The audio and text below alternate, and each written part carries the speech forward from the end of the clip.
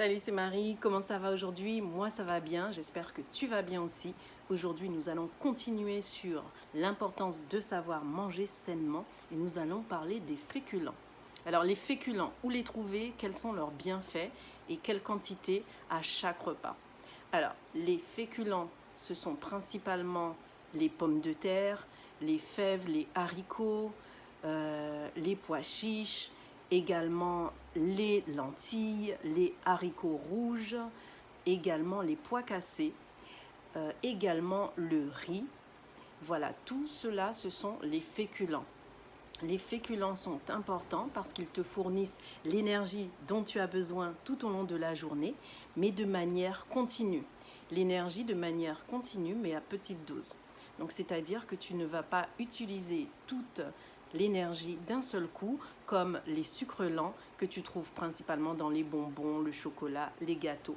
D'où l'importance de manger des sucres lents qui te permettent de rester rassasié tout au long de la journée sans avoir faim.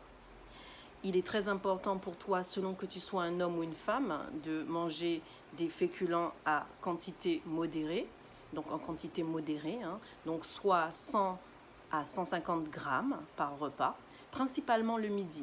Le soir, ce n'est pas forcément nécessaire. D'ailleurs, je dirais pas du tout nécessaire.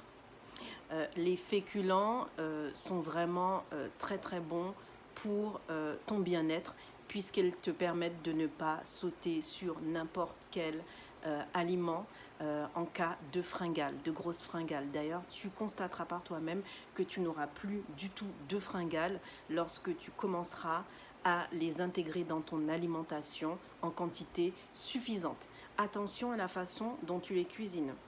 Selon que tu sois au régime ou non, eh bien, tu pourras cuisiner par exemple des pommes de terre à l'eau, donc pour faire attention à ton alimentation, si tu es en surpoids, si tu veux perdre du poids, ou également tu pourras les cuisiner sous forme de gratin, par exemple gratin dauphinois, purée, frites.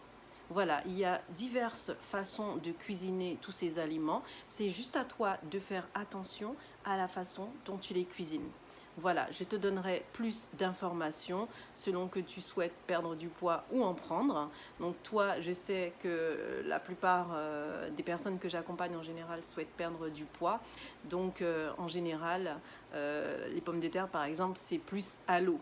Si tu fais des frites, par exemple, il faudra récupérer le lendemain. Il y a des façons de récupérer. Bien entendu, tu auras également le droit de manger les pommes de terre sous forme de frites. Ne t'inquiète pas, ce n'est pas banni de ton alimentation.